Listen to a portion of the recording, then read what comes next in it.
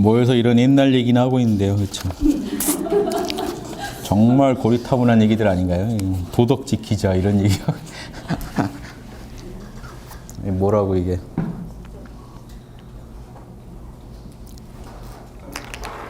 너무 상식인데 지혜라는 게 갑자기 우리가 뭐 신비한 거 알아내는 게 아니라 우리가 상식으로 알고 있는 거를 진짜 자명하게 한번 들어가 보시면은 거기 진리가 있죠. 우리가 상식적이지 않은 것들은요, 되게 우리가 크게 고민할 필요가 없는 게 많아요. 알 필요도 없는 거고. 사람 사는데 되게 직결된 문제에 대해서 우린 더 빠른 판단을 계속 해야 되기 때문에 상식이라는 것으로 갖고 있는 겁니다. 그 안에 뭔가 불순물만 덜어내면 그 안에 사실 보물이 있는데 매 순간에 우리가 삶에서 항상 만나야 되는, 마주쳐야 되는 그 법칙들 안에 뭔가 이 비밀이 있는 거죠. 어떻게 사람이 살아야 되는지에 대한 비밀이 거기 있는데 상식 밖의 것에서 자꾸 찾으시면 참 요원한 얘기입니다. 사람으로 안 살겠다는 얘기예요. 신비한 걸 만나서 뭔가 사람으로 태어난 게 저주스럽다 이런 분들 입장인 거고, 이 우주에서 사람이 보여줘야 할 그런 아름다운 모습은 뭔가 이걸 연구하시는 게 먼저입니다. 남자면 남자로서 보여줘야 될 게 있는 거예요. 여성으로 오셨다. 그럼 여성으로 뭔가 보여주셔야 할 게 있는 거예요. 뭔가 이 몸이 더 맞으니까 이렇게 왔을 거 아닙니까? 분명히 남성과 여성은 로고스가 달라요. 그러니까 인간이라는 점에서 공통이고 또 남성과 여성이라는 점에서 다른 부분이 있어요. 그 부분까지 잘 맛을 살려서 사람 중에 남성의 모습으로 내가 뭔가 이 우주에 기여할 부분이 뭔가 이런 걸 연구하셔야죠. 남성 여성 간에 뭐 혐오하고 싸울 일이 그러라고 여기 온 게 아니고 협업을 해서 뭔가 드러내라고 온 겁니다. 뭔가 여성의 관점에서 남성이 놓치는 걸 여성이 보는 게 있단 말이에요. 그걸 드러내면 그 부분으로 보살도 하는 거고, 뭔가 또 여성이 놓치는 걸 남성이 잘 보는 거 있으면 그걸로 드러내는.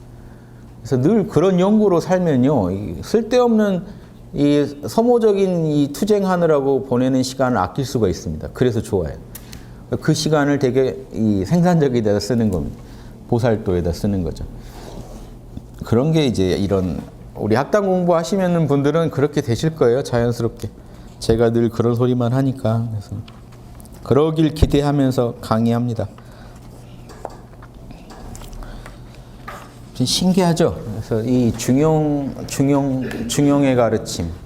중용은 자사가 한 거니까 2300년 전 겁니다. 그 훨씬 전에 이 시경에 이미 그런 내용이 나오고, 더 이전에 은나라 탕왕이, 은나라를 세운 창시한 탕왕의 입에서 이런 철학의 핵심이 나옵니다.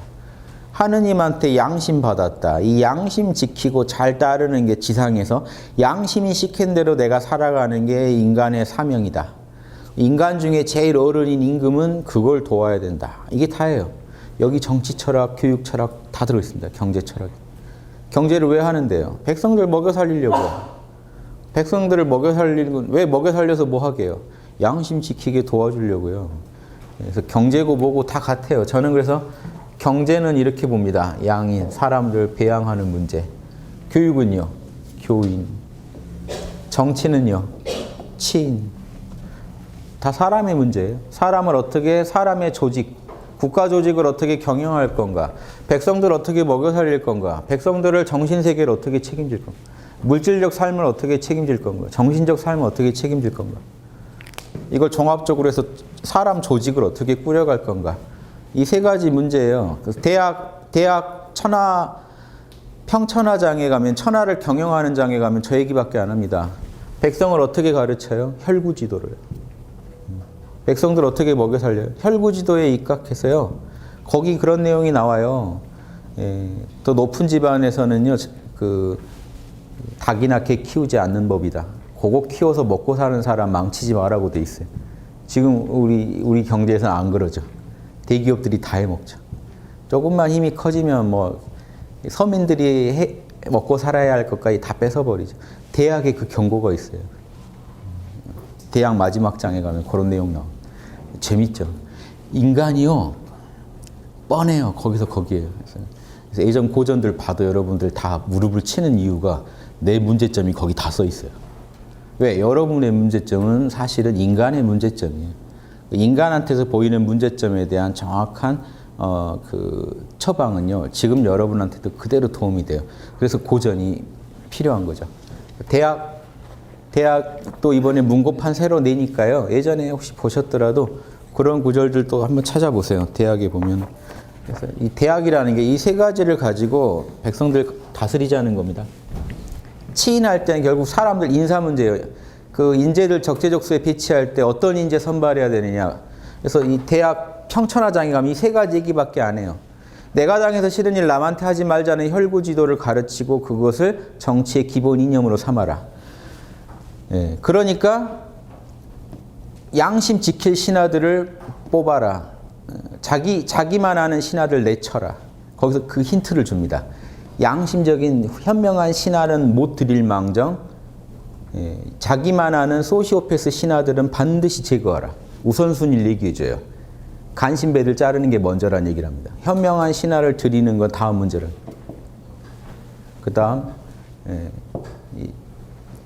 재화 때문에 덕 망치지 마라. 돈 때문에 덕 망치. 거기서 이 얘기까지예요. 예전에 제가 어떤 대통령 들어섰을 때 그거 학당에 올린 적이 있어요. 보시라고. 소인배, 돈만 자기 이익만 잘 챙기는 소인배한테 절대로 장관을 맡기지 마라. 경제에 잘하는 부분이 있더라도 장관 자리를 맡기면 나라의 재해가 함께 이를 것이다. 그러니까 지수화풍 온갖 재해가 한꺼번에 그 나라에 이를 것이다. 소인배, 소시오패스한테는 절대로 높은 자리 맡기지 마. 자기 돈 불리는데 천재지 백성들 먹여 살려주는 데는 관심사가 아니기 때문에 거기에는 관심이 없기 때문에. 그래서 이런 원리들이요. 지금 그대로 여러분 나라의 대통령을 누가 뽑나요? 민주사회에서는 백성이 뽑죠. 국민이 뽑잖아요. 국민들이 당연히 알아야 할 내용들이 대학에 써 있어요. 예전에는 정치인들만 알면 됐죠. 요즘은 여러분이 주권을 행사하니까 저를 포함해서 우리들이 알아야죠.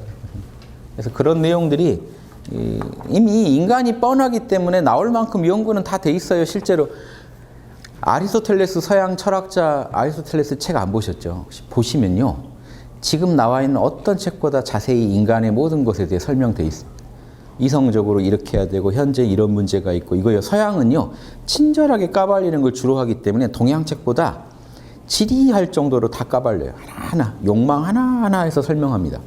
그래서 사실은 서양 철학책은 끝까지 못 보겠더라고요. 아, 너무 지루하다. 그런데 너무 백과사전 같이 설명을 잘하긴 해요. 동양 책은 좋은 게 그런 거 다 빼버리고 핵심만 딱 얘기해요. 핵심 알기엔 동양이 좋고. 그래서 저는 동양 걸 더 좋아하긴 합니다. 왜? 핵심만 알고 우리가 살아보는 중에 우리가 배우는 게 중요하지 지리한 설명까지 다 보고 살려고 하면요. 뭔가 이게 지리한 데서 길을 잃기가 쉬워요, 여러분이. 뭐가 본질이고 뭐가 말단인지를 잃기가 쉬워요. 그래서 예전 어른들이 그래요. 그 봉호 선생님이 얘기하신 게 그런 게 있어요. 예전 어른들 말씀이지만 원래 경전 그러죠, 경전. 경전이란 말 아시나요? 전. 성경, 현전 그럽니다.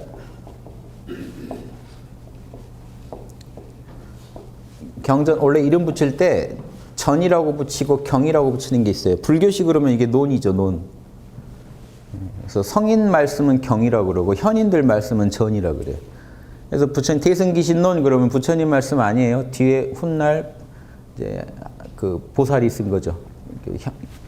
부처님급은 아닌 그 아래 보살이 쓰는 걸 이제 논 그럽니다. 학자들이 쓰는 거. 그래서 성경 현전이라고 해서 성인의 가르침은 경, 현인의 가르침은 전 그래요. 근데 보면은 성인의 가르침은 핵심만 얘기해줘요. 그래서 자명해요. 이해하기 쉽고. 현인들의 말씀은 보면요. 설명을 자세히 해주는데 복잡해지면서 본말을 잃기가 쉬워요. 지엽적인 데서 되게 빠져서 줄기를 놓치기가 쉬워요. 그래서 예전에 그런 얘기를 하시더라고요. 봉호 선생님 말씀에 성인들 말씀은 너무 쉬워서 사람들이 더 뭐가 있나 하고 의심하고 현인들 말씀은 설명은 쉬운데 너무 이렇게 번잡한 설명을 하다 보니까 원래 본 취지를 잃게 만들기가 쉽다. 이 두 개의 문제점 다 알고 이제 적절히 잘 활용하셔야 돼요. 그래서 주자가 설명해 사서집주 그러면 사서는 경이고 주자의 설명은 전이에요. 근데 주자의 설명은 자세예요. 자세하면서 좋은데 성인의 말씀하고 뭐가 좀 달라요. 성인의 말씀을 놓치고 읽어버리면 그 본말이 좀 바뀌는 수가 있어요. 그러니까 조선시대 선비들이 성인들 말씀보다 현인 말씀을 많이 보다 보면 지엽적인데 빠져서 싸우기가 쉬워요. 이냐 기냐 이제 뭐 이런 공자님 말씀이 이니 기니 아예 없잖아요. 양심 잘 지키라는 얘기밖에 안 하는데 그 양심만 잘 지키면 될 일을 리냐 기냐 뭐냐 해서 지엽적인데 논쟁으로 들어갑니다. 불교도 그래요. 유식론이니 뭔 논이니 해가지고 이제 복잡해집니다. 그러면 이제 그 본래의 말씀이 간단했던 본래의 말씀이 이제 이 사람들로부터 이제 잊혀지는 거죠. 그래서 막 복잡한 불교 그러면 막 머리가 아픈 학문이 돼버려요. 이런 게 도와주려다가 사람들을 도와주려다가 더 어려워지는 게 있어서 저도 그래서 조심합니다. 너무 번잡하게 안 가려고 노력하고 있고 항상 자명한 범위 내에서만 설명이 되는 게 제일 좋아요. 서로 이해. 설명을 하더라도 자명한 선에서 멈춰야지 너무 더 들어가면은 이것 때문에 그 또 본질을 잃어버리시는 수가 있어서 조심해야 될 문제입니다.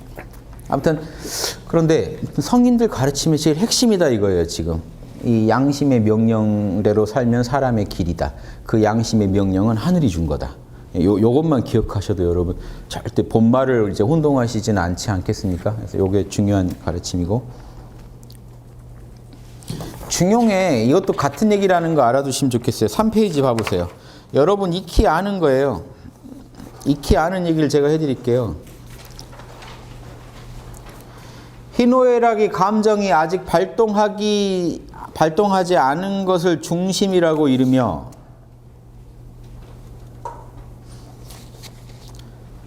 희노애락의 감정이 아직 발동하지 않은 것을 중심이라고 이르며 감정이 발동하되 모두 절도에 맞는 건 조화라고 한다. 자, 중심이라는 건 뭐겠어요? 자, 지금 구분해 보세요. 중심은요. 희노애락의 중심, 양심의 본체. 희노애락의 작용은요. 여기는 양심의 본체를 말하고 여기는 양심의 작용을 말합니다. 그것을 뭐라고 설명했나요? 중용에서는 중심, 작용은 조화. 결국 본체를 뭐라고 말하면 될까요? 양심의 본체 안에 새겨져 있는 더 구체적으로 말하면 근본 원리예요. 우리 안에 근본 원리가 새겨져 있어요. 우주에 근본적인 정보가 있다고요. 시공을 초월해 불변해 참나 안에 있는 정보. 그리고 작용이라는 건요. 여기는 지금 참나 안에 있는 정보를 말하고요. 여기는 생각이나 감정이나 오감의 세계 안에 시공 안에서 구현되는 그런 양심의 작용들. 거기에서 발견되는 법칙들을 우리가 보편법칙 그럽니다. 보편법칙의 반대말은 개별사물. 개별사물을 통해서 우리가 알아낼 수 있는 보편법칙. 개별사물 간에 보이는 일정한 질서가 있어요. 개별사물들이. 이게 현상계에서 이거 알아내는 건 쉽습니다. 이건 그래서 과학의 영역이에요. 과학이 알아낼 수 있어요. 뭐든지. 그런데 보편법칙 중에 과학이 알아낼 수 있는 게 아닌 게 있어요. 근본 원리를 알아야 거기서 바로 나오는 보편법칙. 이게 철학의 영역입니다. 자, 이해되시죠, 이제? 자, 개별사물의 보편법칙은 개별사물을 통해 관찰되는 대로 설명만 하면 되니까 그러면 자명해져요. 실험을 통해. 여기도 똑같아요. 체험이 실험이죠. 실험과 올바른 개념만 세우면 자명한 보편법칙을 알 수 있어요. 그런데 문제는 하나님이 날 어떻게 살으라고 했는지 지금 사실 막막하죠.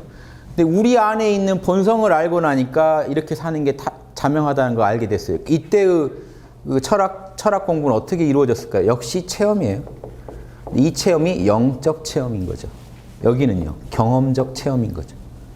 이 차이만 있지 원리는 똑같아요. 영적 체험을 뭘로 해요? 명상으로 하는 겁니다. 명상 안 하고 철학한다는 분은 다 가짜예요. 명상을 안 했는데 철학을 했다. 그러면 추측하고 계신 거예요. 즉 과학을 연구하는 방법을 가지고 철학을 연구하고 계신 거예요. 그러니까 이분들은 철학은 약하죠. 지금 철학과에서 이루어지는 철학은 과학적 철학입니다. 인간의 어떤 심리 속에서 발견되는 법칙을 통해서 여러 철학자들의 의견을 종합해서 상황이 이러리라 하고 짐작하는 거죠. 근데 이 고대 진정한 철학자들이 했던 철학은 하느님을 직접 만나는 과정에서 어떻게 살으라 하는 명령을 선명히 받아요. 그래서 내 안에 새겨져 있는 로고스를 직접 명상을 통해 체험함으로써 보편 법칙을 끌어내요. 그래서 이게 다릅니다, 힘이. 그래서 지금 철학자들이 그 강의할 때 보시면 사람은 어떻게 살아야 되나요? 하는 말을 할 때 이렇다고 합니다, 이럽니다. 이분들은요, 이렇게 살아야 돼 라고 합니다. 자기 내면에서 양심이 명령을 하는 걸 확실히 알기 때문에. 모르면 칸트가 이러라고 하더라고요. 뭐 스피노자대로 하면 이렇게 살아야 되고 이제 자꾸 다른 사람 끌어들여서 이렇다고 합니다. 왜냐? 내가 체험한 건 아니니까.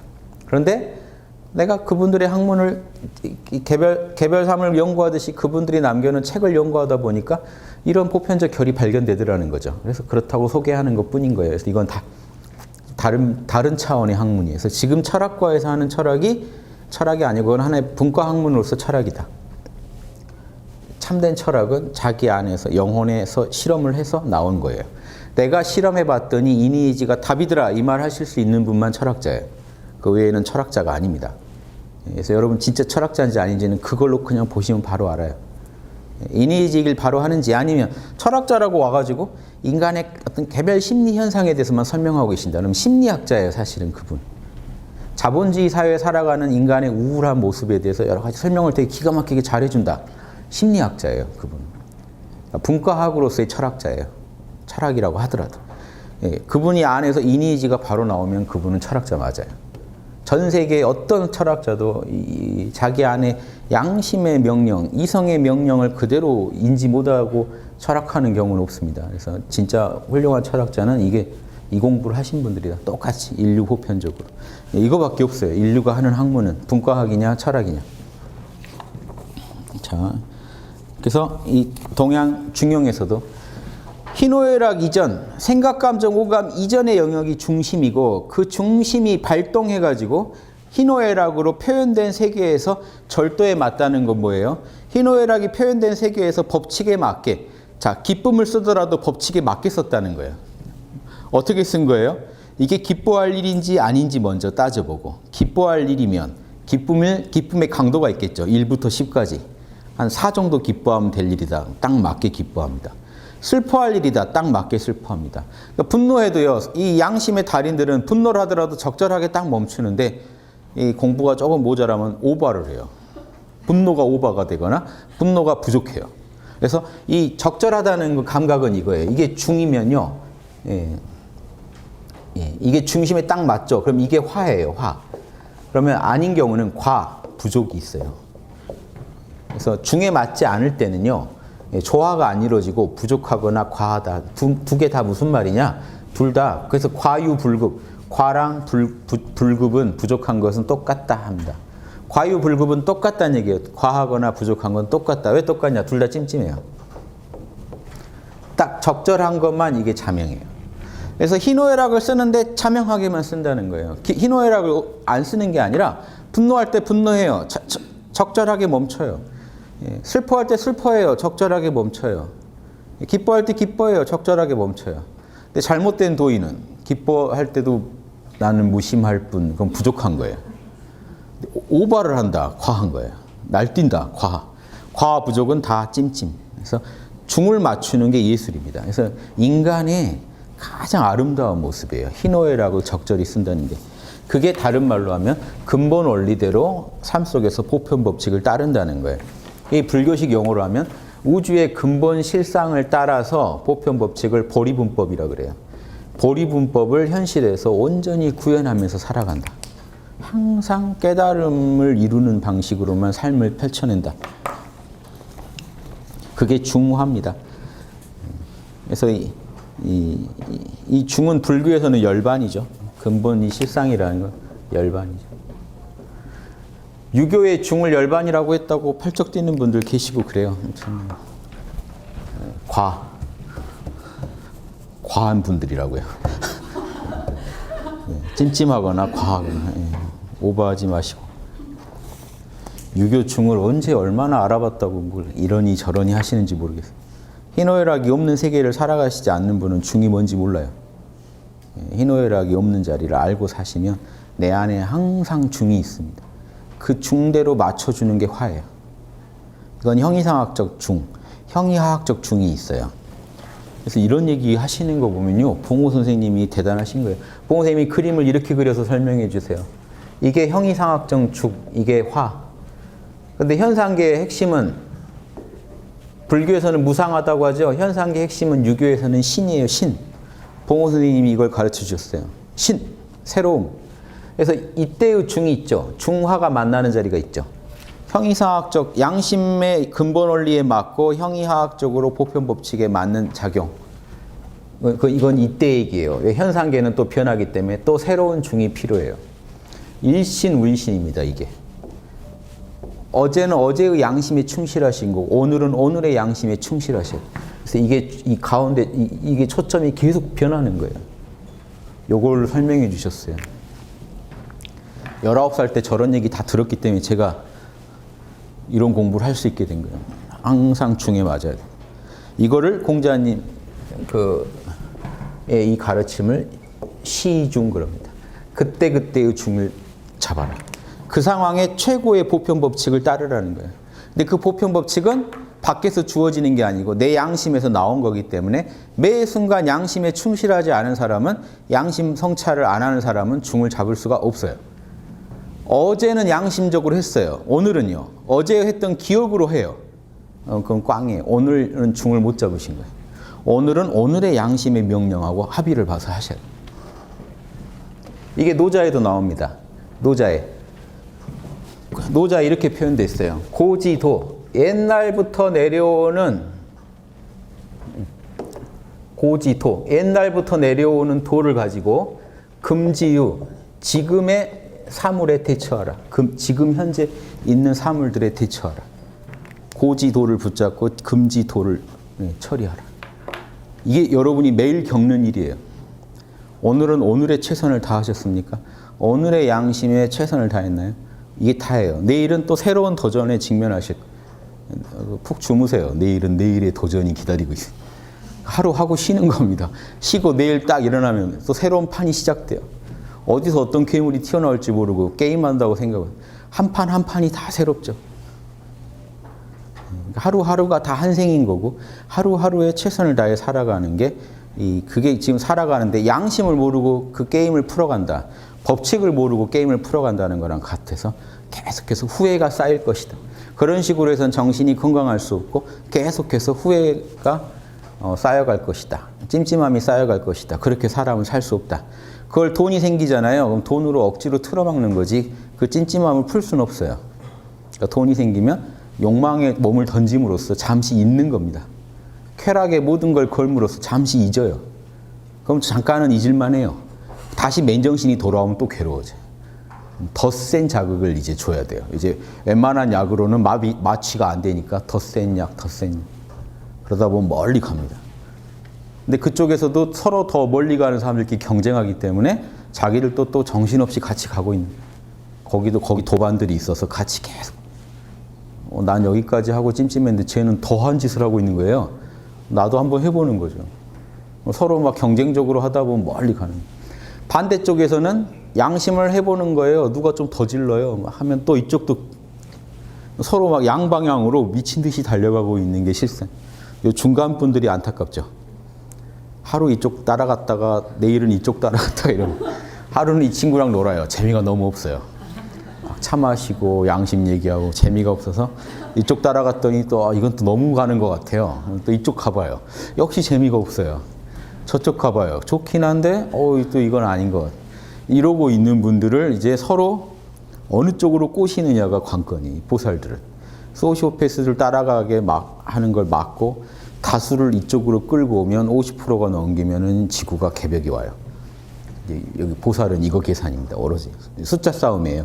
누가 더 많이 결국 차지하느냐. 헤게모니를 누가 잡느냐. 여기서 개벽이 온다라는 걸 저는 딱 그걸로 봐요. 헤게모니 장악한다.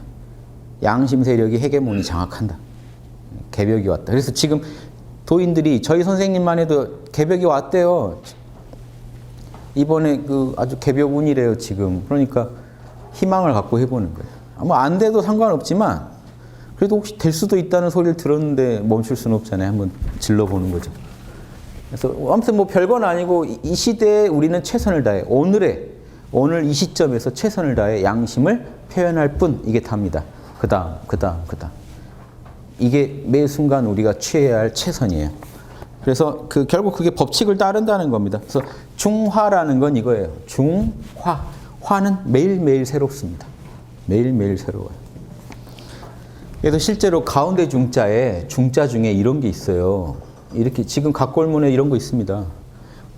선생님은 딱 이걸 들고는 이게 매 순간 중을 잡는 걸 말한 거다. 지금 사실 보니까 꼭 그렇게 이걸 풀어야 할 이유는 없는데 대단하신 거죠. 저 그림도 그렇게 보시고 푸셨다는 걸 높이 삽니다. 좋다. 지금은 저기 이제 어떤 깃발이 매달린 걸로 보는데요. 막대기에. 그래도 그런 해석 좋잖아요. 아무튼. 자, 이 중심이라는 건 천하의 큰 뿌리. 자, 이 멋진 표현 다 나옵니다. 제 동양 철학은요, 서양 철학 안 하셔도 돼요. 동양 철학이 간단하고 몇 가지 용어만 알면 다 풀립니다. 이게 우주의 대본체다. 큰 본질이다 이겁니다. 천하의 큰 뿌리다. 양심의 근본 원리. 우주가 다 여기서 나갔다. 시공도 없는 세계에 이내지 새겨져 있는 거. 자, 천지만물 다 여기서 나갔지. 존재하는 유형의 만물은요, 형체 없는 세계에서 나왔겠죠. 그런데 우리가 의식 속에서 형체 없는 세계에 들어가 봤더니 거긴 이니지밖에 없더라는 거예요. 그러면 우주 만물 돌아가는 음양오행의 원리가, 자, 이 태극의 원리가 참나 안에 있더라 이거죠. 그러니까 내 희노애락이 없는 내 마음의 중심이 천하의 뿌리더라 이거죠. 이게 여기에 뭐 아공, 복공 다 들어있죠. 천지 만물이 내 참나의 작용이라고 보는 거예요. 죽이죠. 이렇게 보면. 그럼 그 다음에 뭘 해야 돼요? 조화를 이뤄라. 육바람일 잘해라 이겁니다. 양심 잘 지켜라. 천하의 대본인 줄 알고 천하의 두루 통하는 길만 걸어라. 천하의 통달, 보세요. 달도라 그래요. 이 보편법칙을 달도라고 합니다. 아까도 도라고 했었죠. 이 대본은 본성이에요. 우리의 본성은 천지만물의 본성이 모두 하나이기 때문에 우주의 근원자리고 우리가 어떻게 살아가야 되느냐. 시공간 안에서 생각, 감정, 오감은 항상 통달된 길, 우주 어디 가도 통할 수 있는 길만 걸어라. 보편법칙을 따르라는 거예요. 어디 가도 통하는, 불교로 치면 보리분법만 따르라는 게 매사에 살아갈 때. 팔정도 육바라밀만 따라 살아라. 이렇게 같은 얘기입니다. 늘 열반에 안주하되 한쪽으로는 늘 팔정도 육바라밀을 지켜라. 이렇게 중심 조화만 잘 지키면 천지가 제자리를 잡게 되고 나로 인해 온 우주가 제자리를 찾게 되고 결국 천지 만물이 다 잘 살게 될 것이다. 만물이 길러질 것이다. 여러분이 우주를 도울 수 있는 방법은 별게 아니고 여러분이 양심을 잘 지키고 살아가는 게 천지 만물을 다 돕는 거다. 이해되시죠? 그래서 여러분이 진리를 따르면서 사니까 여러분이 결국 신의 분신이 돼서 여러분으로 인해 이 땅에 하느님의 뜻이 펼쳐지기 때문에 천지도 제자리 찾고 천지 가운데 살고 있는 만물을 다 제 기능, 자기 법칙대로 살 수 있게 할 수 있다는 거예요. 인간들이 망치고 있거든요, 실제로. 천지 만물이 자기 법칙대로 못 살게 인간들이 망쳐요. 닭한테 막 항생제 무리하게 놓고 인간의 욕심으로 동물들 괴롭히고 있죠. 식물들 괴롭히고 있죠. 지구 괴롭히고 있죠. 하늘에는 또 막 하늘에다가도 막 뭔가 쓰레기를 날리고 있죠. 이 온 우주를 지금 천지를 괴롭히고 있죠. 그런 짓 안 하게 된다. 천지 안에서 양심 따른다는 게 여러분 결국 이게 물질적인 천지를 떠나서 여러분이 이 본체라는 건 하늘의 세계고 작용은 땅의 세계이기 때문에 저는 그렇게도 풀어요. 여러분이 양심을 따라준다는 게 양심을 알면 하늘이 밝아지고 양심을 실천하면 땅이 밝아져요. 그 자체로 이미 여러분도 소천지이기 때문에 소천지라 여러분이 양심 알면 여러분 안에서 하늘이 밝아져요. 여러분이 지금 들고 다니는 게 이 몸뚱이가 지금 땅 아닙니까? 땅을 들고 다니다가 여러분 돌아가시면 요거 땅으로 다 돌아가요. 땅 소속이 됩니다. 살아있는 동안만 이 땅이 여러분 거죠. 날마다 땅 갈고 닦고 하고 계시잖아요. 땅에 뭐 문제 생기나 막 일정 기간 동안 내가 써야 되니까 그거 이제 여러분 혼 빠지고 나면 요건 땅으로 귀속됩니다. 땅 소속이 돼요. 땅의 일부를 지금 여러분 그럼 요 땅 가지고 뭐 하고 계시는 거예요? 요걸로 죄 짓고 다니시면 땅에 제자리를 못 찾는 거예요. 요걸 양심대로 쓰면 땅이 제자리 찾고 하늘이 제자리 찾는 거예요. 천지가 제자리 찾으면 천지 사이에 있는 만물도 제자리 찾는 거예요. 그래서 이 엄청난 역할이 있다. 이 인간이 이런 역할이 있다는 걸 과학이 어떻게 얘기해 줍니까? 과학은 이 얘기를 못 해줘요. 과학은 현상의 결을 보고 얘기해 주는 것밖에 못 해요. 심오한 의미에 대해서는 철학이 해줘야 돼요. 이 철학자들이 발견한 이 진리가 종교로 포장되다 보니까 지금 신앙의 대상이 돼버려가지고 아무도 이거를 객관적으로 연구하려고 안 들어요. 체험하고 개념이 만나는 엄밀한 학문인데 학문으로 생각을 안 하고 신앙으로 극복하려고 한다. 믿습니다 하고 넘어가려고 그래요. 어떤 성자도 바라는 게 아닙니다. 믿습니다. 주여 주여 하는 자 난 너희를 모른다 하듯이 열심히 믿는다고 인정해 줄 수 있는 세계가 아니에요. 이거 확인해 봤는가 이거죠. 그대도 이렇게 살고 있는가? 이게 핵심입니다. 그렇게 살고 있는가? 이해되시죠? 중용 1장에 뭐 철학의 핵심 다 들어있죠? 그거를 자 주자의 설명으로 한번 볼게요. 이쪽 한번 보시면 다시 1페이지로 와보세요.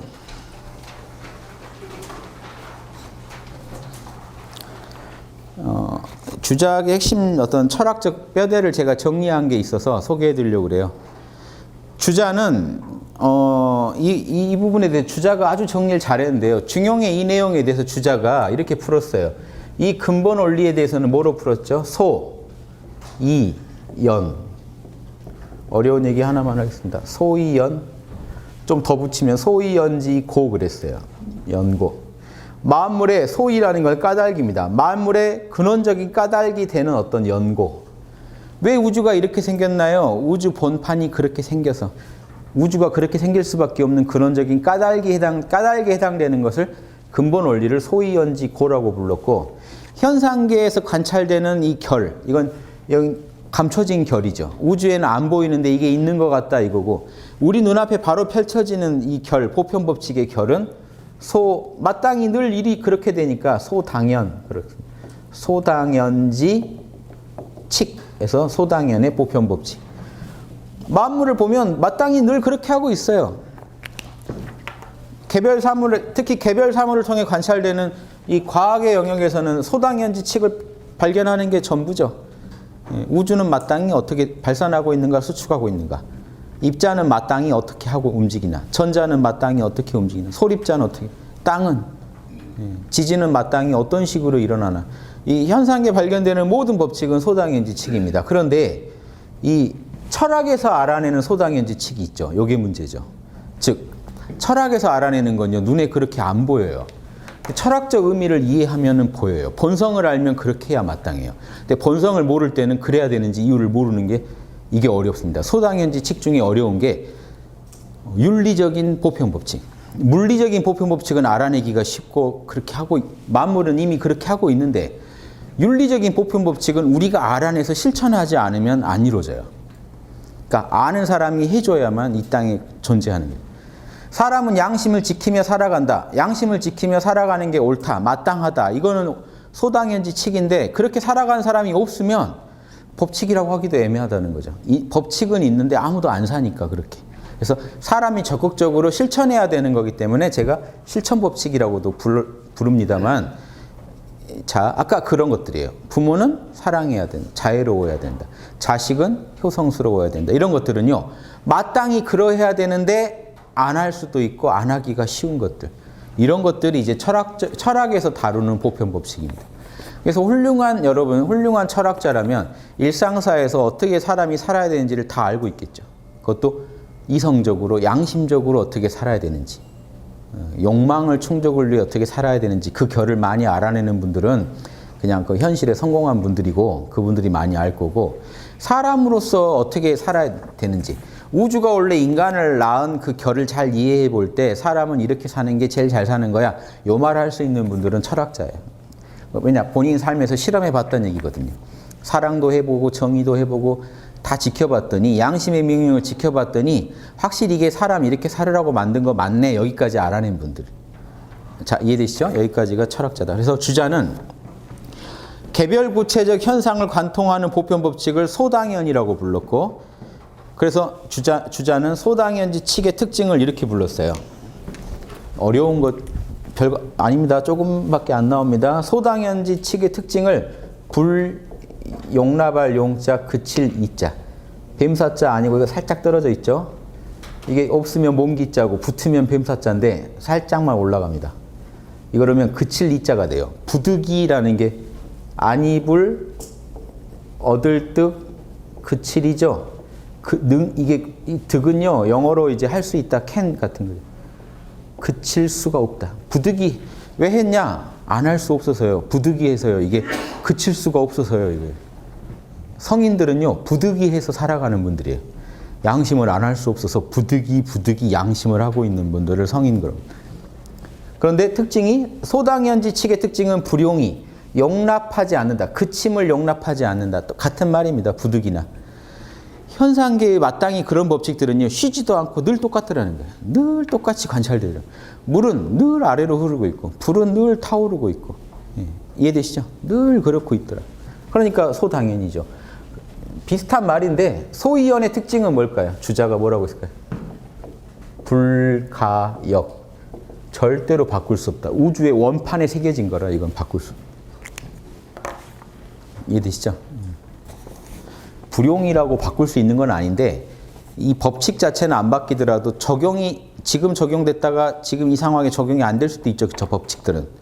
법칙 자체야 어디 가는 거 아니겠지만 현상계에서 저 법칙들은 나타났다 사라졌다 한단 말이에요. 그런데 그래서 그런데도 그 조건만 되면 그 현상이 일어난다는 점에서는 그치지 않는다는 거고 불가역은 보이지 않지만 딱 그 정보가 원형이 안 바뀌고 있다가 늘 그런 현상이 일어나게 만든다는 거예요. 늘 인의해지를 하게 우리를 몰고 가니까 고칠 수 없는 우리의 원판이고 그 조건만 되면 늘 측은해하고 있고 이 조건만 갖춰지면 늘 정의로운 그 수호지심을 느끼고 있는 거 보면 불용이죠. 멈출 수가 없죠. 늘 그러고 있죠. 그러니까 조건이 갖춰지면 늘 그런다는 거예요. 조건이 갖춰지면 늘 똑같은 짓을 하고 있다. 일정 조건에서 우리는 항상 그런 짓을 할 수밖에 없는 불용이. 자, 그래서 마땅히 그러한 인과법칙이라고 부르고 보편법칙을 시공 속에서 쉬지 않고 작용한다라고 하였습니다. 늘 그게 드러나야 된다는 게 아니라 쉬지 않는다는 건 그런 뜻이에요. 보세요. 지금 여기서 물건을 떨어뜨리는 법칙이 지금 펼쳐지지 않았지만 제가 물건을 두는 순간 여지없이 쉬지 않고 또 떨어뜨려요. 이해되시죠? 들면 또 떨어뜨릴 거예요. 그래서 쉬지 않아요. 그러니까 어디 가지 않고 항상 현상계 안에서 존재하다가 조건만 갖춰지면 반드시 자신의 그 결을 드러냅니다. 그래서 쉬지 않는 인과법칙이다라고 하는 겁니다. 중용에서는 이런 보편법칙을 이원성 속에 드러나는 달도, 언제 어디서나 두루 통하는 로고스 이렇게 불렀습니다. 길, 법칙. 또 보편법칙의 근본이 되는 근본 원리를 주자는 소이연, 보편법칙의 원인, 까닭이 되는 근본 원리 이렇게 불렀고 시공간을 초월했기 때문에 바뀔 리가 없다. 영원히 바뀌지 않는다 해서 불가역. 여기가 불가역이니까 보편법칙도 사실은 불가역이죠. 보편법칙은 이 근본 원리에 따라 현상계에 작용하는 모습이니까. 하지만 포인트가 시공을 초월한 세계는 불가역이 포인트고 시공 안에 들어온 것들은 안 멈추고 꾸준히 펼쳐진다는 게 포인트다. 이건. 자, 중용에서는 이 근본 원리를 이원성을 초월한 대본, 천하의 큰 뿔이 이렇게 불렀다. 그래서 주자어류는 다음같이 말합니다. 주자가 이렇게 얘기해요. 천하 만물, 천지 만물의 마땅히 그러한 법칙은 원리라고 하는 것이며 소이어는 그 원리 중에 근본 원리는 우주의 근원처인 태극이다. 소이어는 더 근원적인 거다. 소이연이 둘 다 원리는 원리예요. 보세요. 자, 주자한테는 둘 다 원리예요. 소이연지리, 소당연지리. 형이하학적인 원리, 형이상학적인 원리. 둘 다 원리인데 형이하학적인 원리의 근원이 되는 형이상학적 원리는 태극 수준이다. 우주의 본체를 말한다. 신이죠. 동양에서 태극 그러면 신이에요. 사람이 어린아이가 우물에 빠지는 걸 보세요. 여기 근본 원리, 우리 마음 안에 태극이 있잖아요. 여기 태극이죠. 우리 마음 안에 태극이 이렇게 새겨져 있다가 이게 소이연지 고죠. 태극의 원리가 영원히 변치 않고 새겨져 있어요. 여기서 사랑하라, 정의로워라, 예절을 지켜라, 지혜로워라 이런 명령을요 내리고 있는 겁니다. 절대로 안 바뀌어요. 이 명령은. 우주가 망해도 안 바뀌어요. 왜냐? 여기는 시공 안에 아예 안 들어오는 세계에 이미 새겨져 있는 정보라 이건 안 바뀌어요. 우주가 탄생되건 소멸되건. 이 명령이 존재하기 때문에 우리가 어떤 조건을 만나요? 어린아이가 우물에 빠지는 걸 보면 측은지심이 일어나 버려요. 그럼 이건 작용이죠. 그래서 한결같이 내가 그런 일을 볼 때 불쌍해하고 있는 나를 볼 때 현상계에서 관찰되는 이 법칙이 이런 경우에는 측은해하는구나. 남 일이지만 내 일처럼 측은해하는구나. 요거는 보편 법칙이고 이렇게 한결같이 명령을 내리고 있는 그 근원적인 자리는 나의 본성이구나 이렇게 하는 겁니다. 그래서 측은지심이 쉬지 않고 일어나는 거, 늘 그 조건이 되면 일어나는 거, 이건 현상이고 소당연이 쉬지 않고 있는 작용하는 그런 소당연의 작용이고 보편 법칙의 작용이고 그런데 그렇게 된 까닭이 있을 거 아닌가? 원인이 뭔가? 자 보세요. 우주에 어떤 명령이 있으니까 이 조건만 되면 얘를 떨어뜨리는 거 아니겠어요? 떨어뜨리라고 일단 근본적으로 명령이 있는 거죠, 우주에. 그래서 내가 늘 누군가를 보면 안타까운 일을 보면 불쌍해하는 나 자신을 볼 때 내 본성에 뭔가 근본적인 명령이 있다. 이렇게 하라고 하는. 그게 소당연이고 그거는 바꿀 수 없는 것이다. 절대로. 그래서 인의의 지신이 바꿀 수 없는 나의 본성인지 여러분 어떻게 확인하실 수 있을까요? 어겨보세요. 계속 어겨보시면 도저히 이렇게 못 살겠다 하면 받아들이시면 돼요. 즉 그걸요 해보기도 하고 어겨보기도 하다가 관찰하는 거예요. 그래서 양심 분석을 계속 하시면 눈치를 챌 수 있어요.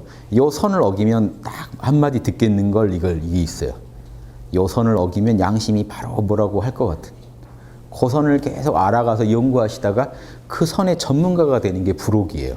그러다 보면요 따지지 않아도 천명이 그대로 들린다는 게 딱 선을 어겼니 안 어겼니가 그냥 알아져요.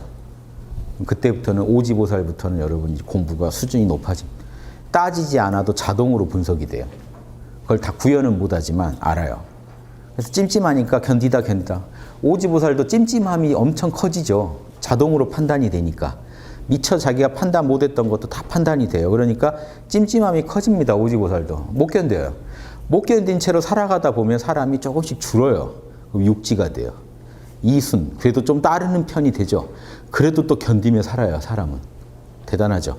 그러다 못 견디다 그걸 이제 못 견디겠어서 안 하고 하다가 그 찜찜한 걸 피해 가다가 어느 날 칠지보살이 되는 거예요. 어느 날 그렇게 찜찜한 게 없어져요, 내면에서. 살만한 애가 칠지보살이. 이제 좀 사람 살만하네. 칠지가 화엄경에 뭐라고 쓰냐면 번뇌의 진흙탕에서 이제 갓 벗어났다 그래요. 칠지 때 겨우 번뇌의 진흙탕에서 빠져나온 사람. 그 전까지는 계속 그 찜찜한 게 있어요. 그걸 이겨내고 버티고 하다가 칠지 넘어가면 빠져나온다. 칠지부터 살만해지는 거예요. 그게 화엄경에 다 써 있습니다. 그래서 이 유교도 그걸 그대로 알아요. 이걸 모르고 어떻게 이걸 설명합니까? 이해되시죠? 모르고 이걸 어떻게 얘기해요? 그래서 다음 시간에는 이제 중용 1장을요, 다시 중화를요, 주자의 설명을 들어가면서 따져가면서 어떻게 중용을 가지고 철학하는지 이미 오늘 핵심은 다 했습니다만 요거를 다시 한번 또 설명드리면서 주자의 또 다른 설명을 더 곁들여서 보다가 대학으로 넘어가겠습니다. 대학의 원래 장구 서문으로 넘어가겠습니다. 지금 어디 와서 이렇게 헤매고 있는 거죠? 학문에는 대학과 소학이 있다 해서 소학은 과학이고 대학은 철학이다. 철학과 이 과학에 대한 동양의 근원적인 고대로부터의 그 명확한 가르침을 지금 따져보고 있는 겁니다. 동양에서 철학과 과학을 이렇게 엄밀히 구별해서 따졌다. 그러니까 학교도 소학, 대학을 따로 세운 거지 모르고 그냥 세우신 게 아니에요. 그래서 대학은 철학하는 게 대학이다. 그래서 그 태학이라고 하죠. 학교 이름으로 할 때는. 그래서 이 땅에 지금 홍익학당이 한 일은 뭐냐? 올바른 대학을 다시 세우는 거예요. 지금 이 현상 사회에 있는 대학은 분과학으로서 대학이고 지금 우리 홍익학당은 철학, 원래의 태학에 해당되는 철학학당으로서 이 학당으로서 자리매김했으면 좋겠다. 그래서 학당에 오시면 뭘 배우시는 거예요? 여러분 안에 본성, 참나를 만나고 참나의 근본 원리, 여러분 안에 양심의 원리가 있다는 걸 깨치고 삶 속에서 양심의 결을 따르는 삶을 살게 도와드리는 거, 이게 철학자 만드는 법이고 군자, 이 보살, 하느님의 사도 다 이 철학 공부에서 배양된다는 거 아시면 정파 불문하고 이 공부는 똑같이 해야 됩니다. 그래서 기독교 분들도 오셔서 여기서 공부해서 사도가 되시고, 불교 분들은 오셔서 여기서 공부해서 보살이 되시고, 유교 분들은 오셔서 여기서 공부해서 군자가 되시기를 바래요. 저희는 그 구분 안 합니다. 똑같이 같은 공부한 분들인데요. 뭐 부르는 이름만 다른 거죠. 문파 따라. 이해되시죠? 같은 공부하는 분들이니까 여기서 하나가 돼서 인류의 제일 본원을 공부해 나가자. 그래서 인류 현재, 자 여기서 끝나면 안 돼요. 우리 본성을 정확히 알고 삶에서 어떻게 적용해야 되는지를 안다면 지금 우리가 살아가는 이 시대 오늘의 문제를 이걸로 풀어가자. 그래서 오늘은 오늘의 양심의 안목으로 개인, 수신제가 치국평천하, 내 문제도 풀고 가정의 문제도 풀고 사회의 문제도 진단하고 천하 인류가 어디로 가는 게 옳다 하는 것도 오늘의 눈으로 충분히 진단해야 됩니다. 내일 할 게 그런 거 없어요. 오늘의 눈으로 천하가 어디로 가야 된다고 알아야 됩니다. 그게 양심 공부하는 사람이에요. 그래서 오늘 돌아가시고 내일 또 태어나시죠. 그럼 내일 아침에 내일의 양심의 눈으로 또 하루를 살면서 수신제가 치국평천하를 하는 겁니다. 나는 어떻게 사는 게 옳고 가정은 나란. 매일매일 이 수신제가 치국평천하 공부를 해나갈 때 여러분 양심이 제일 빨리 발전해요. 숲에 들어가서 여러분만 보고 계시면 안 돼요. 양심이라는 거는 천하를 경영하는 물건이기 때문에 천하 경영도 오늘 고민하셔야 한 만큼 여러분 양심이 개발돼요. 여러분 양심은 천하를 경영할 수 있는데 내가 안 된다고 막으면 안 되잖아요. 그래서 오늘 정치적인 사건도 보시면 여러분 양심이 움직이는 걸 보면서 양심의 소리를 듣는 거예요. 이 사건 어떻게 생각해? 양심의 소리를 들으면서. 편견이 먼저 움직이려고 그래요. 이 빨갱이 바로 나오면 스탑. 빨갱이 판단은 좀 이따 하자. 찜찜의 자명해. 사람의 도리 여기서는 어떻게 펼치는 게 사람의 도리에 맞아. 이것부터 연구해 보세요. 그 다음에 얘기하세요. 그게 어떤 빨갱이 소행인지 친일파 소행인지 매국노 소행인지 소시오패스트의 소행인지는 나중에 따져보세요. 일단 그 사태를 정확히 진단하고 정확한 데이터를 가지고 팩트만 가지고 여러분 양심이 뭐라고 하는지 들어보세요. 내일은 내일의 또 양심의 소리를 들어야 되는 이유가 내일은요 팩트가 좀 더 밝혀질 수도 있어요. 그러면 새로워진 데이터를 주고 또 양심의 소리를 또 들어야 됩니다. 상황이 바뀌었단 말이에요. 어제까지 옳다고 생각했던 사람이 오늘 보니까 어제 보니까 뻥친 거였어요. 오늘 보니까 어제 내가 죽일 놈이라고 했던 사람의 실상이 밝혀지는 거니까 이 사람이 더 정당한 상황일 수도 있는 거예요. 그걸 열어놓지 못하는 분들은요. 오늘 양심 주장은 실컷 해놓고 하루 지나니까 어제 내가 질렀던 게 엉터리라는 걸 알았어요. 반성을 해요? 안 해요? 보통 안 해요. 우겨요. 어제의 내가 옳다고 우기기 시작해요. 지금 양심을 배신합니다. 어제의 양심 지키겠다고 오늘 양심의 소리를 거부한다. 아시겠죠? 이렇게 해서는 올바른 군자 보살, 올바른 인간이 못 됩니다. 그래서 올바른 인간 되는 법은 매 순간 지금 이 상황에서 내가 가진 정보, 내 역량 속에서 내 기질 속에서 최선을 다해 양심을 구현할 뿐인 거. 이거 잘 아실 겁니다. 유교는 이런 철학적 토대를 가지고 군자를 추구했기 때문에 조선 선비들이 500년간 이거를 연구해 볼 만한 가치를 느낀 거예요. 조선 선비들이 바보라서 성리학을 500년간 한 게 아니에요. 이것만 한 건 안타깝지만 이 안에 이런 맛이 있었기 때문에 500년을 간 거고 수많은 위대한 철학자들이 나올 수 있었던 겁니다. 이해되시죠? 예. 그래서 과거도 알고 현재도 알고 그걸로 미래를 조망하는 그런 안목이 있는 군자들이 되시길 바랍니다. 마치겠습니다.